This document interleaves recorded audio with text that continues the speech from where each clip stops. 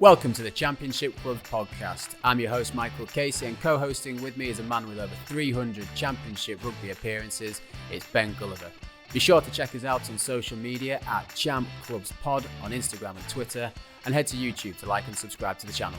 So, Gully, episode 2 of the Championship Clubs podcast, which is fantastic news because it means that someone must have listened last week and they want us back on. How's your week been? Mate, it's been really good. Really pleased that we've got to episode 2, and like you say, someone must be listening. But it's been really nice actually. I've had some really good feedback. There's guys that I've played with over the years I've not heard from in a long time, and they've been dropping into either an Instagram or my Twitter feed and just sort of saying, "Well done." It's nice to hear someone talking positively about a championship, and it's just nice to also just to hear from those people again. And you know, this was the aim of the podcast, was to just sort of try and promote positive stories about the champ, and I think Paves did a great job of that last week. Yeah, he certainly did. So no pressure, but I'm delighted to say that the guest we've got lined up for week 2, you know, a man that I think couldn't fit the bill for what the Championship Clubs podcast needs. Just celebrated his 100th game with Coventry. He's also played 100 games at Bedford prior to that, and obviously ex-Leicester Tigers Academy. Phil Boulton, thank you very much for coming on the show.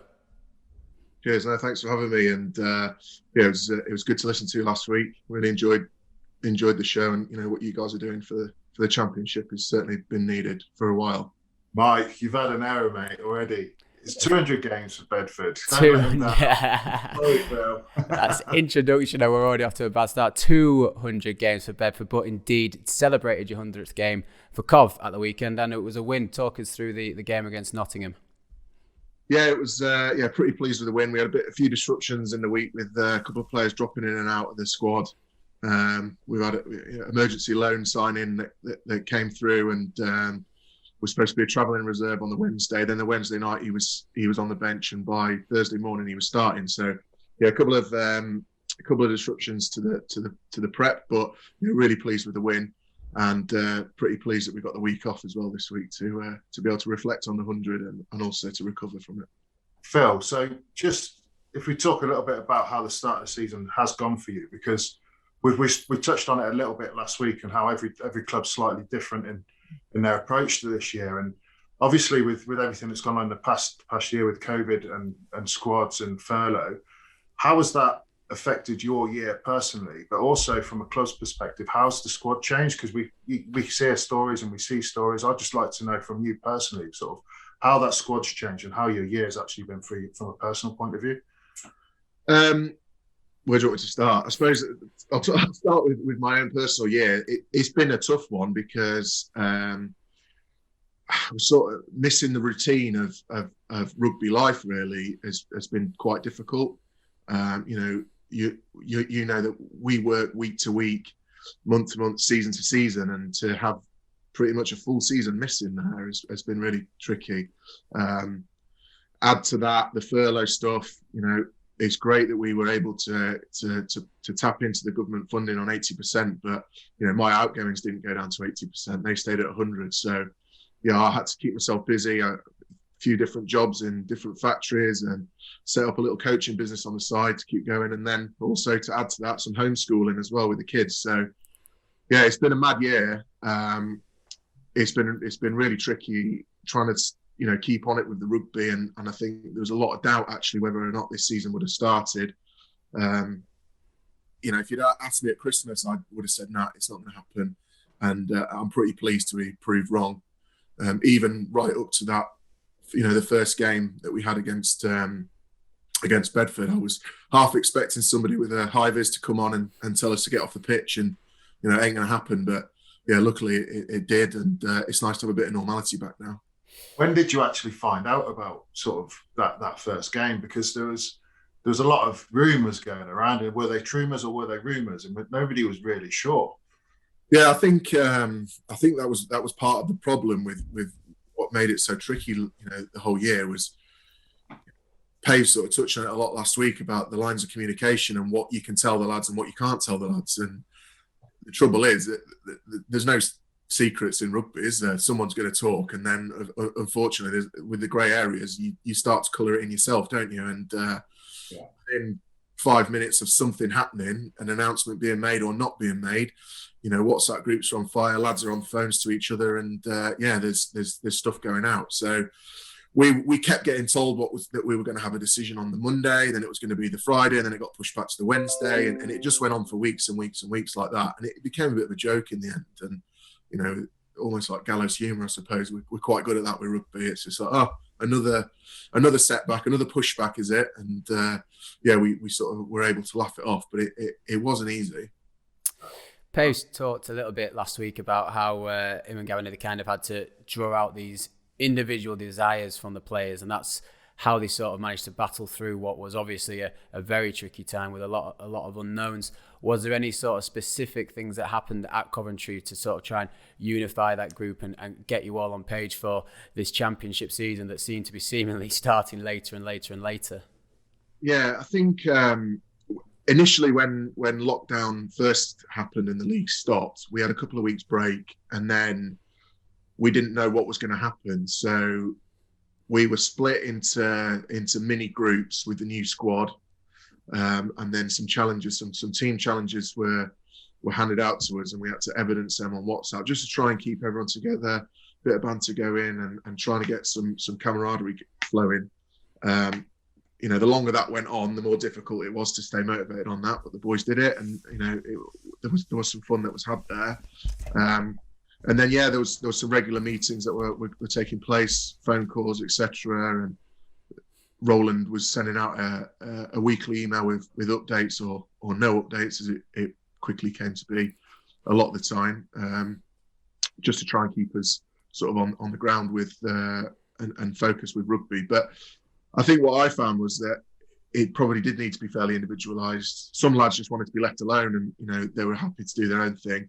Other lads craved that togetherness and needing to be around the boys. It was a hard time. I don't think anyone got it right, but I don't think anyone necessarily got it wrong either. It was just we did what we did. Yeah, that sounds tricky for everyone. So when you finally get the good news, and now we're sort of 4 games in, you've got a new squad. You've had a slight change in your coaching setup. There's been Anthony Allen's left and James gg's come in, and Ross Stewart's moved into a different role. How's that all been this year? And your squad age has reduced a little bit. So how's that for you as a senior player, adapting to the new challenges that Coventry have faced within their own squad? I think the new challenges for the club with new players and new coaches and stuff, but it's not new for rugby to have that happening. The big challenge for us, I suppose, and for every club, has been how do you deal with the COVID issue, and something that we talk a lot about, team culture and club culture, etc. How do you get that when you're training in small groups? We've been in a long time, and for the first 2 months there was lads that were teammates of mine that I hadn't even spoken to because they were in a different group, and you come in, you do your stuff, and then they're in the next group that's starting the cycle again, and you just don't speak to them. So that was probably the biggest challenge. The stuff with the coaching and the new players, that's new for rugby. It happens, doesn't it? And lads come in and out. It's the other bit, the stuff off the field that we've found challenging. But we've got a good couple of lads at the club now that are driving a lot of the off-field stuff and the camaraderie side of things. And we've got trying to hold different team meetings and stuff like that, and players meetings to keep some of the crack going has been a challenge, but it's flowing now, and we're getting there. Yeah, I suppose team socials in 2020-21 take on a very different dynamic to perhaps in previous seasons that you've been involved with. It's something that you don't even think about. It's just you take for granted massively of having a beer in the change room afterwards. We've done that now, and for the first time in over a year, we felt normal. It's gone back to that, and certainly something that we took for granted, and I don't think I will be doing when it does eventually get back to normal. I think all things considered, Coventry's start to the season, now 4 games in, won 2, lost 2, currently sat in 5th. Obviously, I was here at the game at Castle Park, and I think I had no fingernails by the end of it. A fantastic second half comeback by Cov, and the 𝘋𝙤𝙪𝙗𝙞𝙤 by 2 points. how has the reaction to the start of the season been? You know, is it positive at the moment? Room for improvement, a bit of everything? Yeah. So the lads that have been involved at the club for a while, like myself, the mindset's had to change a little bit in that I joined the club 5 years ago and we were on a journey, you know, this journey that everyone's on, that we're individualised for Coventry, and that, you know, we wanted to get a national one into the championship and then kick on. And, you know, we made some really big strides towards that, getting into the champ, and, you know, second year into it last year, got some results together, and, you know, really felt like actually the last game that we played was against Donny. We started to turn a corner, and then the season obviously finished. The mindset for us is actually that journey's probably stalled a little bit, and we've had to not fully reset, but just take a step back and let it run its course again. I think the results and where we're at at the season at the moment is probably about fair. You know, we got it handed to us a little bit in that second half against Ealing, which, you know, they fully deserved. It's not a surprise that they are where they are. They're churning out these big results. They turned over Sarries and won the Trailfinders Cup in pre-season, which everyone, you know, watched the results for and were interested in. Yeah, we're happy that we're up and running with the squad. We're happy that we've got some wins and, you know, we're competitive. I think for most people watching Coventry's form of last year, and obviously you've been a big part of it, sorry, not even the last year, the last few years, I think it is obvious that it looks like a club with an upward trajectory. You've consistently had very strong fan base, a strong following for a championship side. The off the field stuff in terms of the business that you generate through the non-rugby activity is significant as well. All the sort of things that should be commended for in a club, and obviously all the things that actually get impacted more by COVID, because they are all things that require those crowds of people. Do you think then, and this is perhaps a bit silly to say, that the pandemic's, has it altered that sort of 3 to 5 year plan, or just slowed it? What do you think the outlook looks like for the future for Coventry? I think so. Where we were on the field was we were accelerating pretty quickly, and the club was keeping up, you know, with the ambitions of the squad and with the rugby side of things. Like you said, there's a big business as well attached to Coventry. We've got, you know, a great fan base, and it feels right, and it is right that we are a championship club. And why not be wanting to be ambitious and go higher? I think it probably will stall everyone's business plans, won't it? And you know, we're really lucky that we've got somebody who is able to steer us in the right direction in John Sharp, off the field and on it as well. So yeah, he's been a massive part for us. He's been a complete saviour for the club, not just in COVID times, but in previous times as well. And like I say, we're dead lucky to have him there. Yeah, just touching on John Sharp, and obviously I'm from Coventry, and I've got a lot of.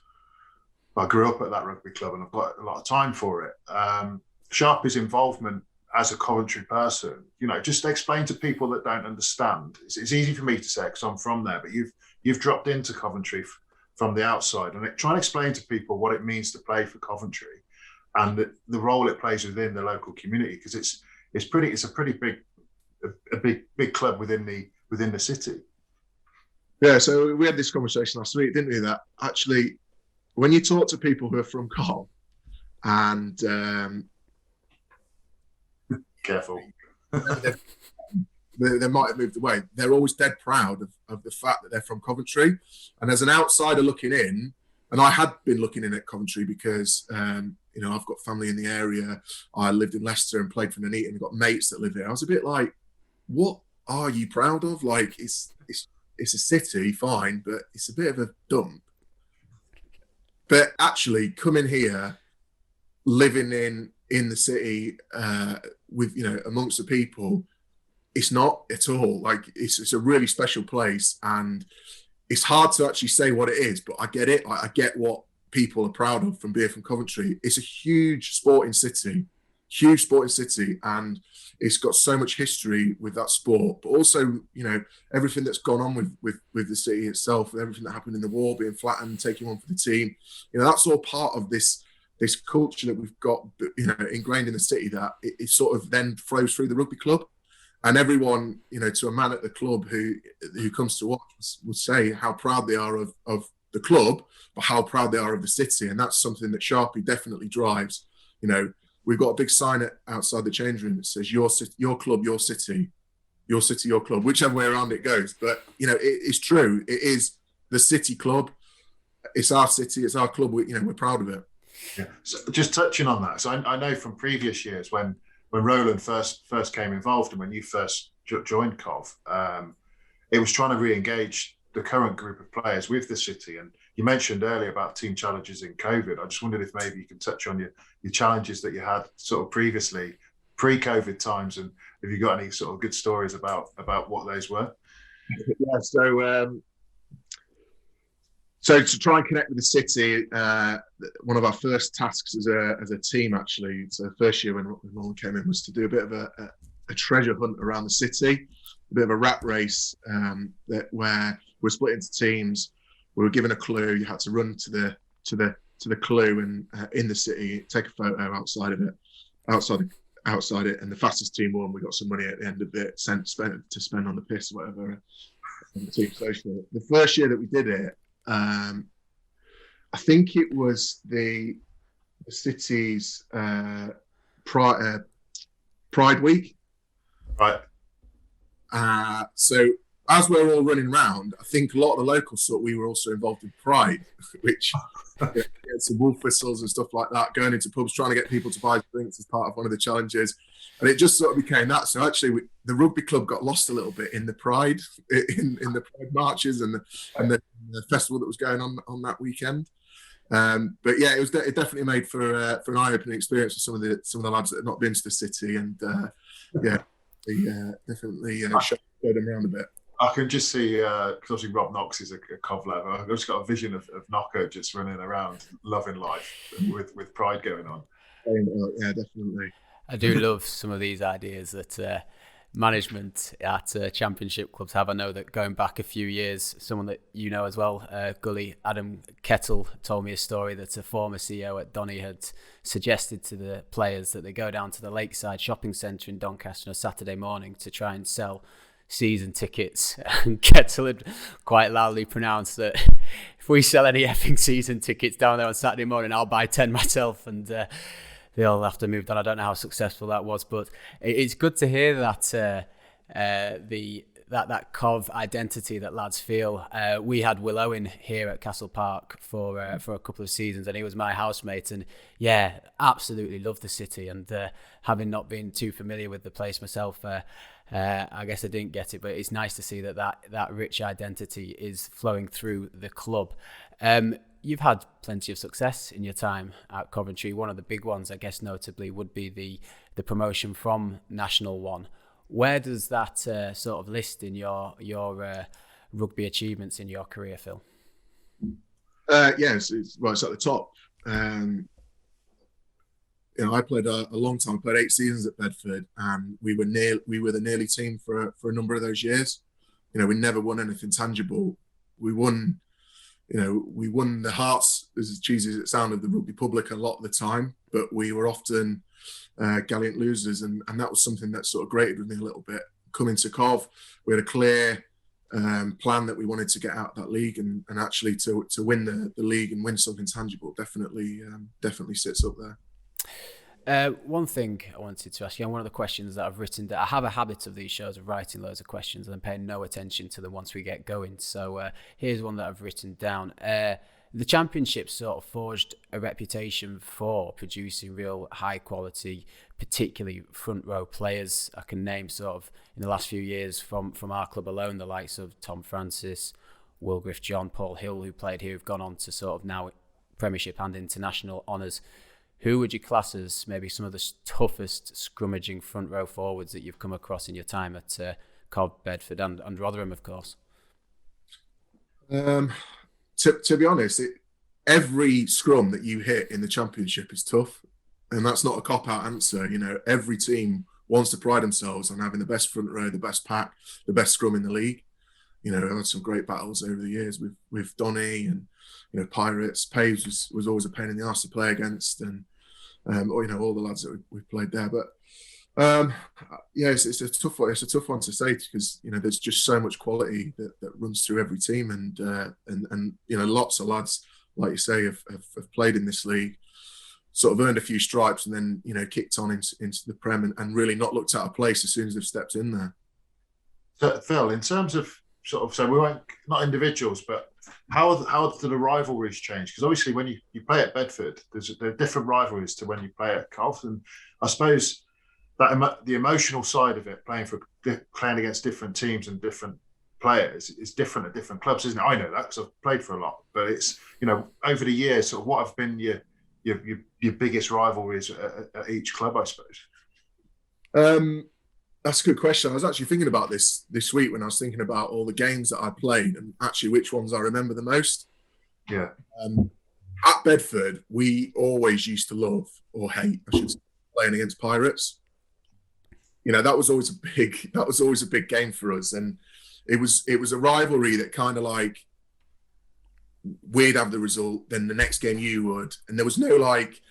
It was, you know, it always felt like a big occasion. It always felt like we were going to go there for a big scrap, and it was going to be a close, you know, game, and there was a lot of hatred between the players at stages.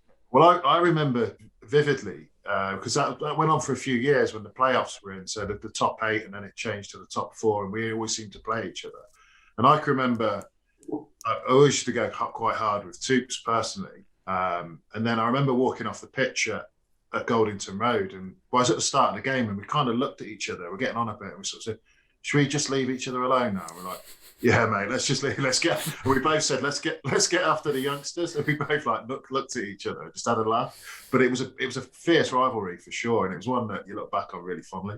Yeah, definitely, and like, yeah, I've got, you know, played some great games there. I remember being, you know, the first game that Bedford had won in the Southwest, playing full 80 minutes down at Camborne then, which is how long ago it was, and yeah, a thrilling 6-3 win to Bedford, where you know, we played on a quagmire that was probably inside a windsock. You know, it was just really down there, didn't it, all the time.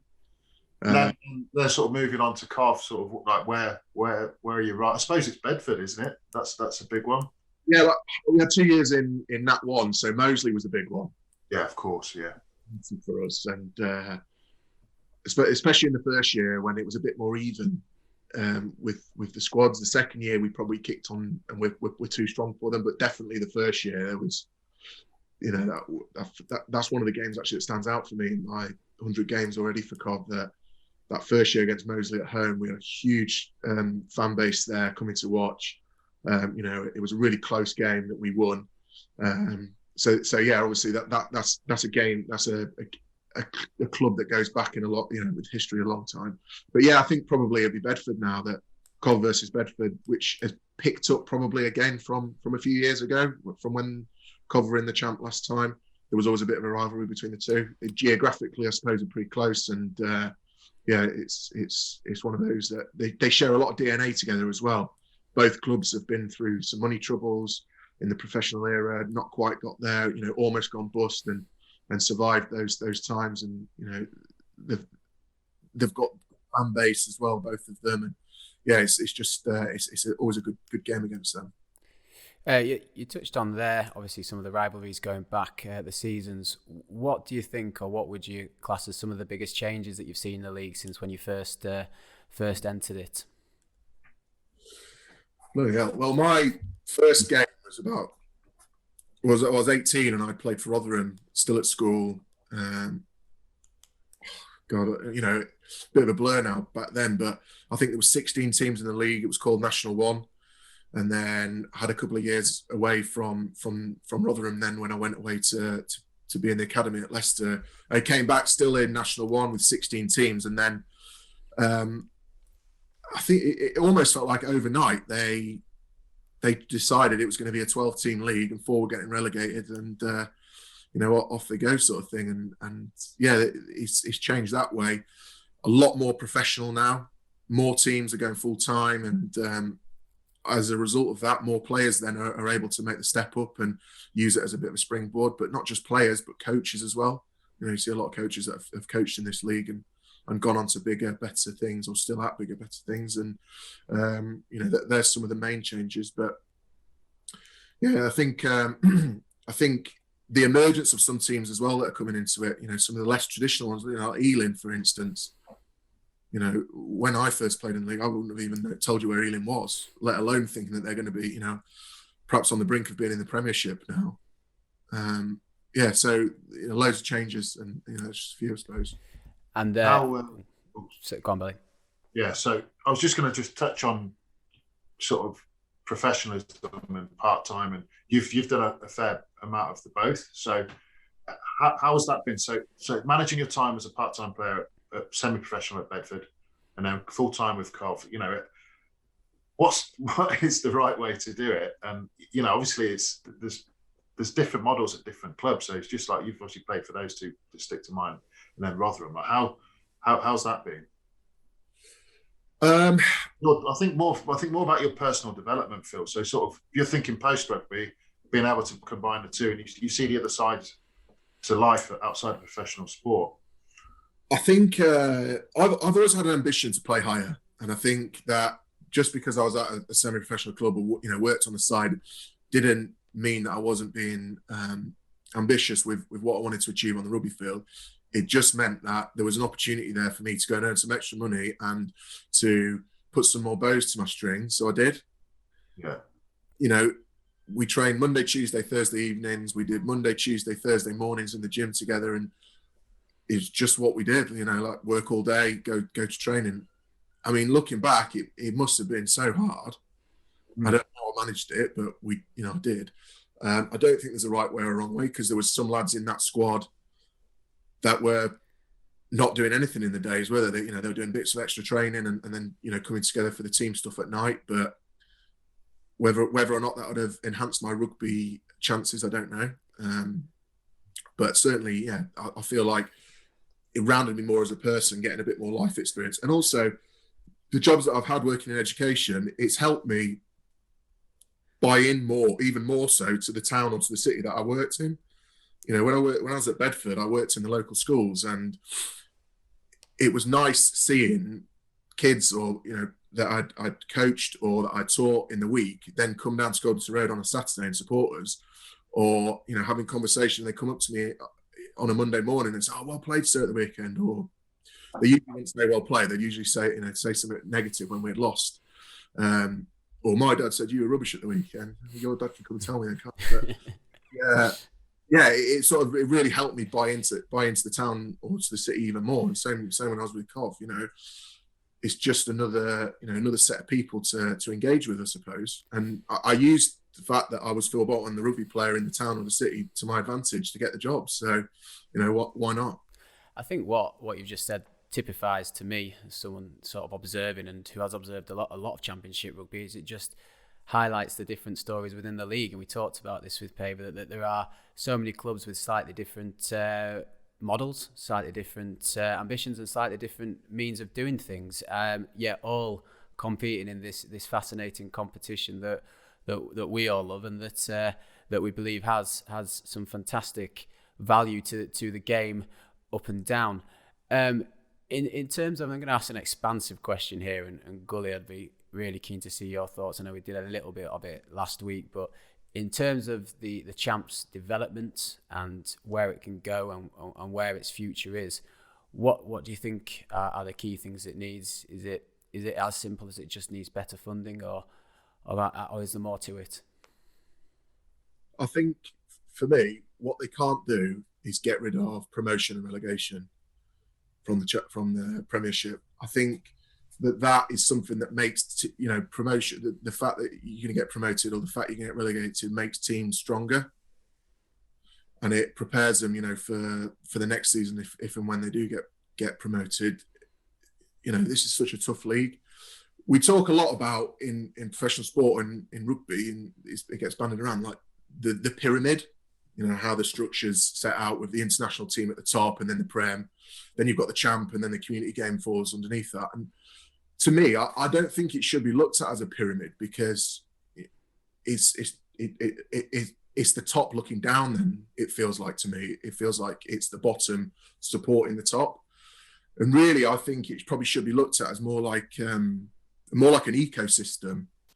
That everything supports everything within that ecosystem. And like, in nature with ecosystems, if you take something out of it, there's going to be an effect somewhere along the line. And it might not be straight away. The effect might not happen there and then. It might take 2-3 years. But I think if they take away promotion and relegation, then that's going to have a massive effect on this whole ecosystem of rugby. And we'll start to see that probably with the international team suffering and the quality of Premiership suffering. You look at the international team over the last 10 years, I don't know what the stats are, but I bet there's a huge percentage of players that have played for a championship club that have gone through the grind every week and, have earned that place in that squad because of the journey they've been on in the championship. So take that away, it just scares me where that's going to leave rugby as a whole. I love that. I think that's such that comparison, or the analogy to an ecosystem. I think so interesting. And unless you've got something to add to that, Gully. I don't think I can add to that, Phil. That was outstanding. But it's got me really thinking, and you're right, mate. It's a scary thought if it was to go. Just yeah. People say, maybe the championship's undervalued or whatever. It's not. It's not undervalued. It's not undervalued by me. It's not undervalued by all the players that have played in it, the teams, the supporters. It's just undervalued by a very small select people. Yes, it needs funding, some extra funding. We've been through the mill with that. We've had, cuts, promises of certain things that haven't come out with the loans, the grants, or whatever. But it's still there. It's still fighting. There's still an appetite for it. So someone somewhere needs to hit the button and let's kick on now. That's brilliant, Phil. Thank you so much for your time today and coming on the episode. Enjoy the week off, and I wish you the very best for the season there at Bucks Park in Coventry. Thanks, guys, and thanks for everything that you're doing as well for the champ, because it's great to have this advert out there, and let's hope we're successful on this as well. Cheers, Phil. You're listening to the Championship Clubs podcast with me, Michael Casey, and Ben Gulliver. Check us out on social media at Champ Clubs Pod on Instagram and Twitter, and like and subscribe to the YouTube channel. Welcome back, and for the second part of today's show, I'm delighted to say that we are joined by Peter Lydon. Peter, of course, has had a very enjoyable time in the Championship, firstly with London Scottish onto Ealing, and now is pulling up trees with French Pro D2 side Rouen. Pete, thank you very much for joining us. Thanks for having me. It's a pleasure to be on. Always good to talk about the champ. So yeah, cheers for having me. Checking down the form tables, not a bad few weeks for everyone. Last few wins going well. How's the season going so far? It's been good recently since sort of the turn of the year. I think we started quite slowly. We had quite a lot of recruitment. I think brought in 23 new players or so. And obviously with coronavirus, we had quite a lot of cases in pre-season, so that kind of disrupted our preparation. So we kind of started the season a bit slowly, but as of the sort of turn of the year, we sort of turned our form around, sort of got our home form up, which is very important in France. I think we've won 7 out of our last 8 home games, and sort of gradually pulled ourselves away from sort of relegation battles. So we have a game away in Béziers this week, and then we're home to Mont-de-Marsan next week. And if we can get a win there, we kind of put a bit of gap even more between us and the relegation. So yeah, no, it's been good. And so Pete, just sort of how we compare sort of like the English setup and the similar levels. When did you sort of get the contracts agreed and everything with Rouen, and then how did they navigate that through the COVID situation? And when did you find out you were playing, and when did you get started and all that side of it? It was all pretty crazy, to be honest, because I still had another year on my contract at Ealing. So when coronavirus hit, I'd actually found myself back in the team at Ealing.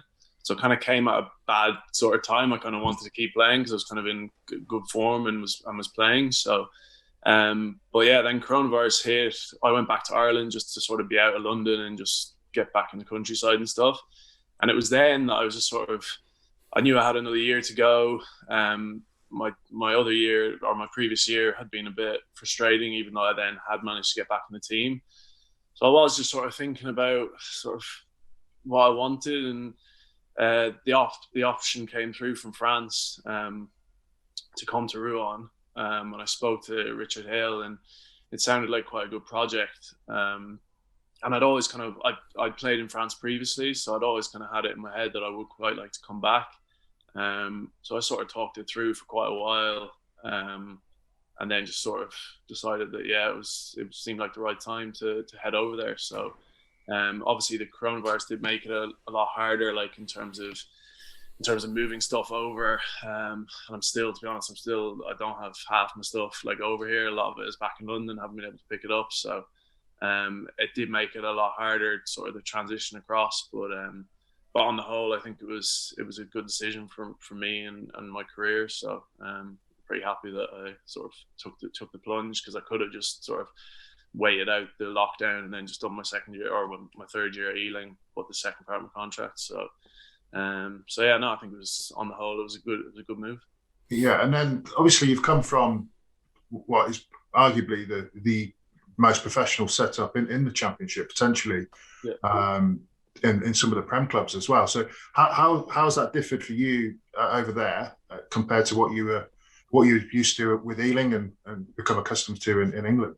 Yeah, I mean, it was a massive change. Obviously, I knew the kind of the French way from before, but having done 3 years at Ealing, where, like you say, it's a top class facility, and I mean, training really is like much higher than match intensity, so you're really getting put through your paces. So yeah, it was a change coming to Rouen, but I think that was part of what Hilly wanted from me coming in, was to sort of try and bring those kind of standards of training and try and sort of bring it into the French system, because with Rouen, because they've come up so quickly, they've still got quite a lot of guys who would have been playing Federal 1, Federal 2, and are sort of in that sort of semi-professional mindset. So sort of a lot of the recruitment was sort of edging towards bringing in that full professional environment and standards in training and sort of work rate, stuff like that. So that was kind of the thing that he was saying to me to bring in. So, I mean, like you say, coming from Ealing, where the standards are pretty high in training, it was just sort of to bring that into Rouen. So like to think I sort of did that a little bit, but I don't know. I'd say Hilly would have to be the one to give you the answer to that. But yeah. We obviously in the Championship, there's a lot of eyes look on the Pro D2. More guys like yourself making the way over there. And as you referenced, you of course started your professional career in France with in Paris with Stade France. Did you notice sort of the D2 has become sort of more prominent and more a fixture within French rugby from now from where it was with your first spell in France? It's a good question. I think when I was first in France, I had the kind of impression of Pro D2 as being just 10-man rugby, scraps, fights, just a horrible place to play rugby. Because I actually had the option to go to a Pro D2 team after my year at Stade. And at the time, I kind of viewed it as kind of, don't know if I want to go to that kind of league. And then I had the offer from London Scottish, and I went for that rather than Pro D2. And sort of a lot of people have asked me of sort of the similarities between the two leagues. And it's funny, like it's kind of, I feel like Pro D2 is a lot more physical. Like the sort of packs and some of the size of some of the players that you get in this league are completely different to the Championship. But having said that, I would say that the Championship is a much quicker league in terms of the ball in play. Just the speed of the game is a lot quicker. So yeah, it's a funny one. Like it's crazy to think that like Pro D2 is where it is and the Champ is where it is, even though they're both second division rugby in two big rugby playing countries. So yeah, that's really, really interesting comparison, because I think sometimes, and Gully, be interested in your thoughts on this as well, that people think that the Championship can be sometimes quite an attritional league. You know, you see a lot of, as spoke about this with Phil earlier, like front row forwards coming out of the division, and you talk about academy boys coming in and, you know, getting that sort of real experience, but actually when you've had the comparison of both, you maybe argue it's a quicker, maybe sort of league that's more of a ball playing type of division than perhaps the D2 is. Yeah, it is interesting. I've played a couple of pre-season games against sort of similar level over the years, and like you say, the physical battle is huge when you just cross the border and play the French D2 team. So it is an interesting comparison. I think it's a little bit difficult for me to judge because I've not played in it, but I'd be interested to know like where sort of a top end sort of champ team would sit in D2. And I suppose, Pete, you're the man to answer that because you've got the most recent experience. And you know, how would an Ealing cope in that league, and you know, or how would a Bedford, a team that is semi-professional, cope within a league that is full-time in inverted commas over in France? Yeah, it's an interesting one. I think I'd like to think Ealing would probably be thereabouts at the top of the league. I think the thing with Ealing is that they pride themselves on having a very high tempo, quick game, but also having that physical side in that a lot of like big carriers just winning the gain line and just playing quick ball. So I feel like Ealing would probably do quite well in that they could run teams off their feet, but also stand up to them physically. So I feel like teams like Ealing, Sarries, sort of Pirates as well, would probably do quite well. I feel like sides like Bedford, who are more sort of your classic friends, 𝘾𝙤𝙙𝙬𝙬, I feel like when the weather is good, they could probably run teams off the pitch, and just moving the ball around, their sort of structure and attack would cause a lot of problems because sort of the attack in Pro D2 is quite like, it's just very random, and like it's quite easy. If you have a good attacking structure, I feel like it's quite easy to break down teams because you can find a lot of lazy front five forwards who are just sort of in the middle of the pitch. Like you can end up with an entire like back line on one side of the pitch and just forwards the whole other side. So I feel like a team like Bedford, who move the ball around well, would do well when the weather is good. But then on the other hand, once you get into the winter months where it gets wet and you get your typical champ rugby games where it's 10-man rugby and you need a good maul, good scrum, it's times like that where most Pro D2 sides, their pack is their go-to. They've got gnarly Georgian forwards, second rows, like big islanders, and that's just what they love. They love just trucking it up, keeping it tight. And I think that's where teams like Bedford and slightly smaller teams, Hartpury, would potentially struggle more. But yeah, it's interesting. Like it's really hard to say. Like I'd love if they did like almost like a B&I Cup, but between the champ and Pro D2, it'd be very interesting to see the kind of results. And it would be great for rugby as well, just getting like that travel across, like teams being able to come over to France and play and vice versa. So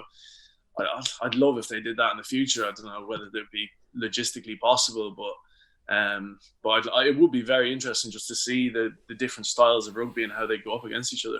Could be something for us to pitch if this podcast really takes off in the future. Pete, I'd be quite interested to hear. We've talked there about sort of the comparisons in the styles of rugby. I suppose it's a little bit hard for you to answer this, obviously, because your time with Rouen has been COVID times, if you like. But has there been any differences that you've really noticed off the field? I know that sort of for the new year, the Fed 1 top flight is going to pretty much become a fully professional division. So that's 3 pro leagues in France very soon. How does the whole sort of, the system work, and how does it compare? In terms of away from rugby, is it? Or? Yeah, so I mean, I suppose I consume a lot of rugby media, and I see like the TV deals, and I see things like the crowd sizes, and I accept that you're answering these questions having maybe not enjoyed a normal season of D2 rugby, but from what you've maybe heard from coaches and from teammates, are there any sort of other key differences or any other noticeable changes from your time playing championship? Yeah, I mean, I think you speak of TV deals. I saw a thing in the paper the other day talking about the new 𝘾𝙗𝙗𝙗 deal with Pro D2 and the top 14. And when you actually break down the numbers, the TV deal for Pro D2 is only 2 million less than what it is for the Premiership. So you're talking a second division comp getting 2 million less than what the Premiership in England is getting. So it's worlds apart in terms of like the coverage that it gets. Like all our games are live on TV, no matter who's playing. They pick one. They have one prime game on a Thursday night, one on a Sunday, I believe, and then the rest are all Friday. But they're all televised. So like that, just for like even just for a guy like me, like Irish, a lot of my mates back in Ireland like to sort of try and watch my games whenever they can. And when I was playing the Championship, you might get one game a year, possibly two on Sky. And that would be it. Other than that, there was very little coverage of it. Whereas over here, they can literally watch every single game I play. So it is just worlds apart. And then when you talk about crowds as well, like we were lucky enough for the first probably just 3 or 4 games, we were playing in front of reduced attendances, so it wasn't completely behind closed doors.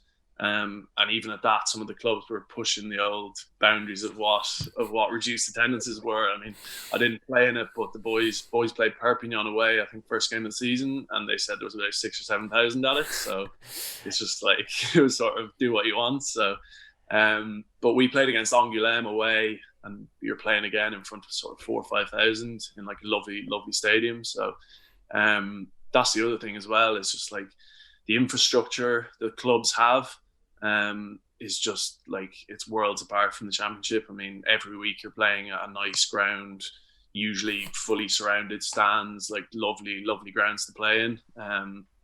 And I think there's regulations about how clubs spend their money. They have to break it down into keeping the infrastructure, like the stadium facilities, stuff like that.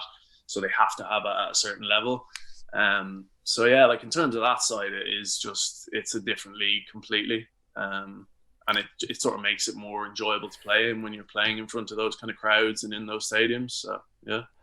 And then I suppose, interestingly, another comparison that I'd be interested to get your take on. I think from my involvement here at Doncaster Knights and what I've seen across the league, we get quite a lot of very high quality Irish and Scottish lads playing in the Champ. And now there's an argument to be said that that's because, in Scotland you've got the 2 pro sides, over in Ireland just the 4. And if those players maybe at that time aren't quite ready to make that step up from academy, where do they go? So we've talked there, obviously there's quite a few things that perhaps the English system could learn from the French. Do you think that there's something that the English system could perhaps lead on in the other side, in the Celtic nations? Yeah, definitely. I think, like you say, like with your Irish players, your Scots, your Welsh, where they're there's a lot of rugby being played in those countries, but there is limited teams for the players. So, like, I mean, for me, speaking as an Irish guy, like, there's, like you say, like, guys do their academy and then they don't get the opportunities they feel they deserve in the first team. And a lot of them just decide, right, well, I'll just go get a job, play amateur and just sort of fade away. Whereas I think if you're prepared to sort of get a little bit uncomfortable, go outside your comfort zone, go to England, go to France and play at like a pretty good level. And then if you do well, you can come back. Like there's always a route back if you play well enough. So, and also just purely the fact of like living in a different country. Like I'm lucky that I've lived in London, I've lived in Paris and now in Rouen. Like just from a life experience point of view, like the amount of stuff that I've learned from there rather than just staying in my little cozy bubble in Ireland, I feel like it's a massive thing and more players should do it. So, and it goes beyond rugby. It's about being able to go out into the world and deal with stuff yourself, whether it's learning a language, whether it's like having to actively do stuff in your life for yourself, not relying on other people because you can just get mum and dad to cover you or whatever. Like it's such a big thing for me, just from a life experience point of view, just to break down your comfort zone and get out there. So I definitely think it is something for the Irish, Scots and Welsh to definitely get outside the bubble and do so. Yeah, I was just wondering, I've got quite an interest in that. I've seen over the years, you've got like Gareth Steenson, that Steno did it years ago. Tommy Hayes did it as well, and they've come over here. They've done them. They've signed for Plymouth Albion and Exeter, Rotherham. I think Steno signed at Rotherham originally. And is it something that's discussed so when you're in that academy in the Irish structure, and then you get the bad news, or there's a group of you, and it's like, is it a conscious decision, or is it a very individual sort of thing, or is it something as a group of people that people look at is coming to England and France?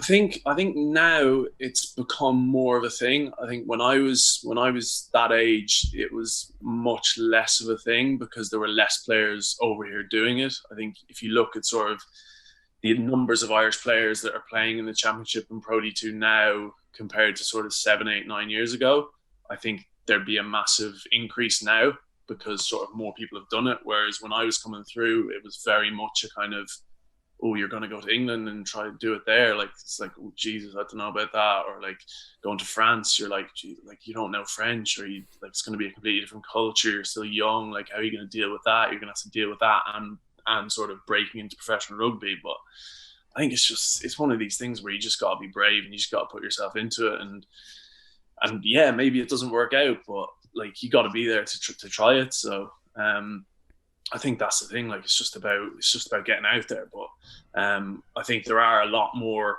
players doing it now, so it's more inviting because there's players for those guys to see and be like, right, well, he's doing it, so I'll do it. Whereas when I was there was very few players sort of out there. Like just from my own personal experience, just having played against him at the weekend, Robin Copeland.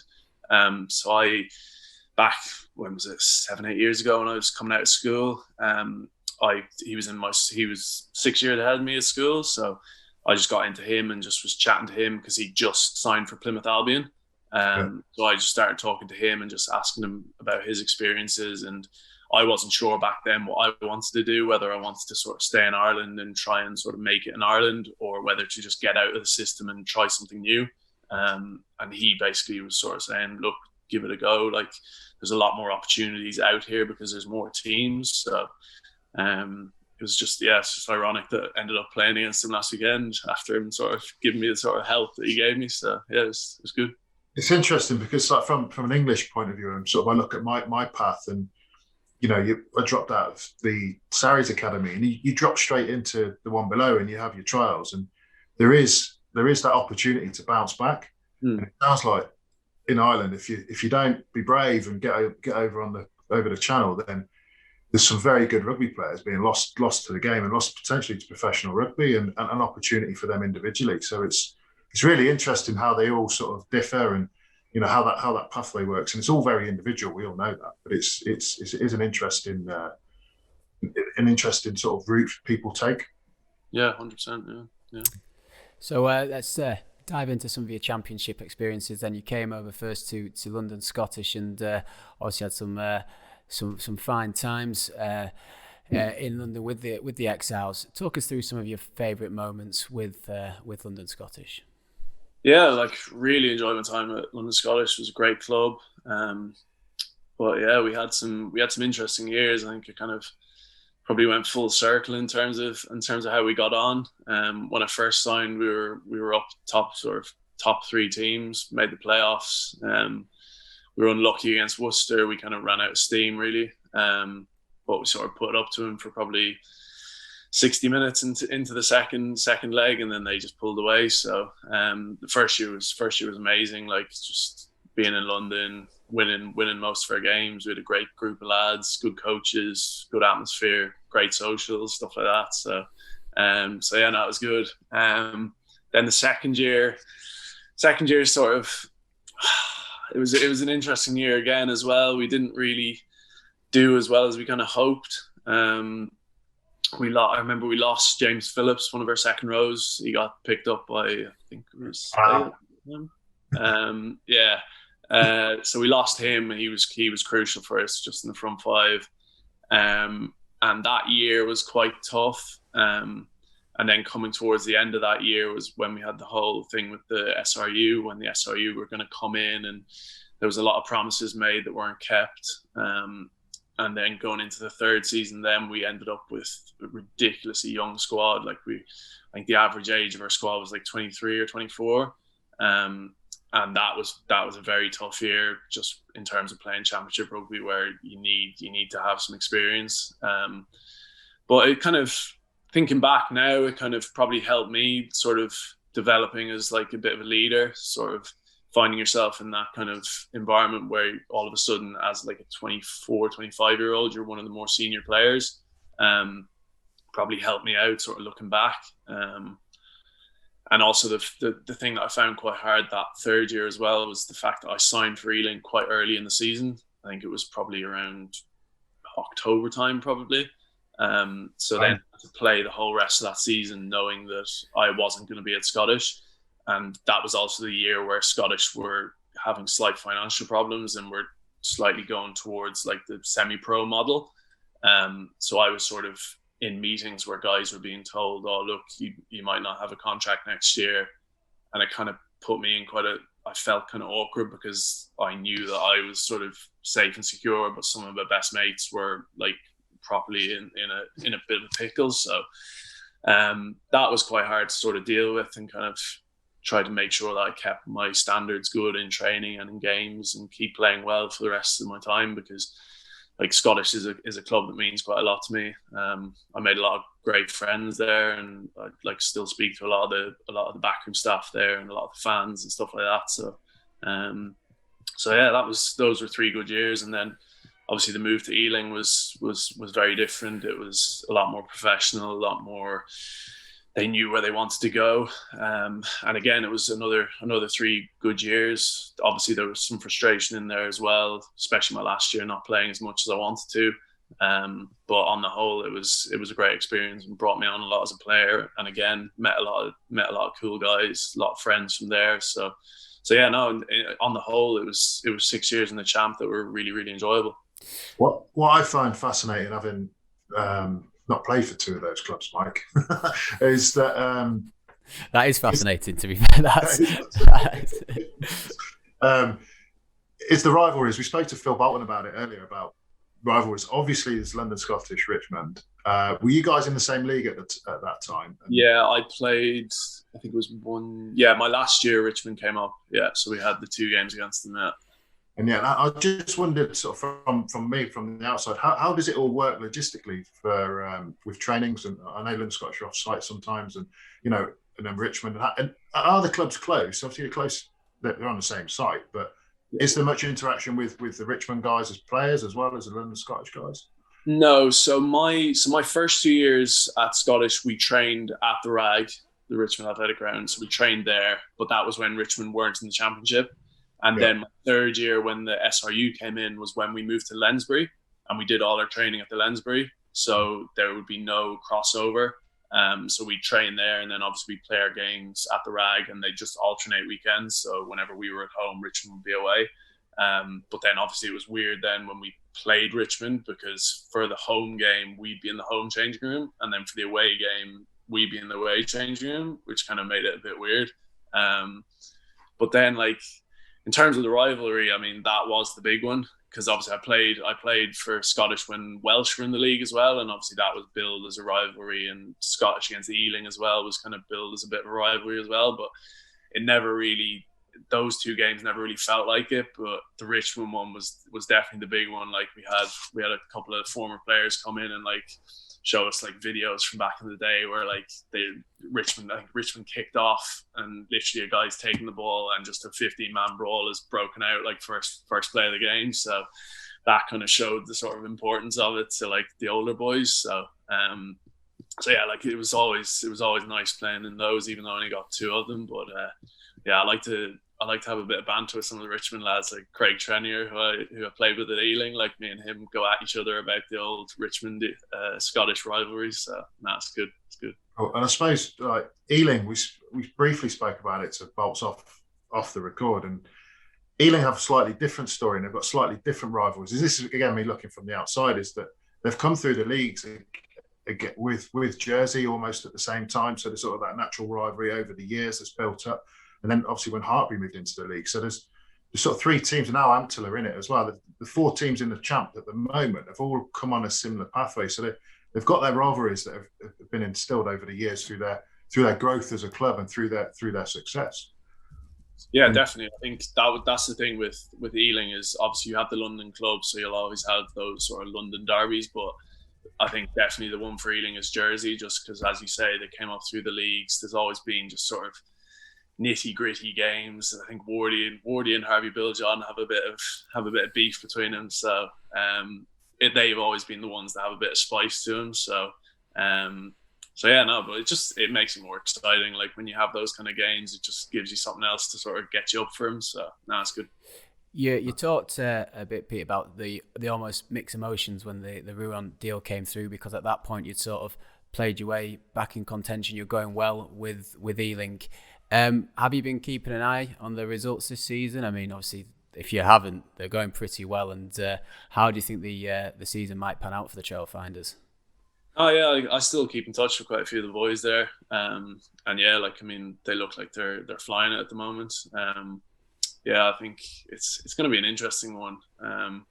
Obviously, like Sarries, you're hearing chat of them bringing their England boys back in sooner rather than later. So it'll just be interesting to see how they deal with it mentally playing in the championship, because like I was saying to a few of the boys like the week before the champ started and I saw them playing against Pirates, and I actually wish you'd got me on this podcast before that, because I would have called Pirates beating them, because especially when I saw their team sheet, because I looked at Sarries and I saw when they started signing guys from the championship, like your likes of Harry Sloan, Will Hooley, players like this, and that to me, when I saw their team for Pirates, I thought, that's the game that you've got to start guys who've played championship. And when I say play championship, I've played a couple of years and know the crack, because it's one of those away grounds where they're the favourites. Like it's such a tough place to go and win, and you need guys who've been there before,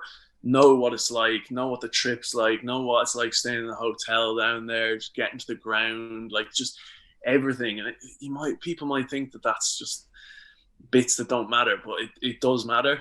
And like it showed in that first game that like that Sarries team was a good team. Like it had, what was it, 7 or 8 internationals, a lot of well-established Premiership players, and Pirates have done a job on them, and it's great for the league. And like it just goes to show that like there needs to be just more put into the championship, because there's some very good teams, there's some very good coaches, there's some very good players, like, and it needs to get more backing and more sort of support. But I don't know, we'll see. That was the Championship Club podcast with 𝘾𝙗𝙖𝙢𝙥 and Ben Gulliver. Check us out on social media at Champ Clubs Pod on Instagram and Twitter, and subscribe and like our YouTube channel.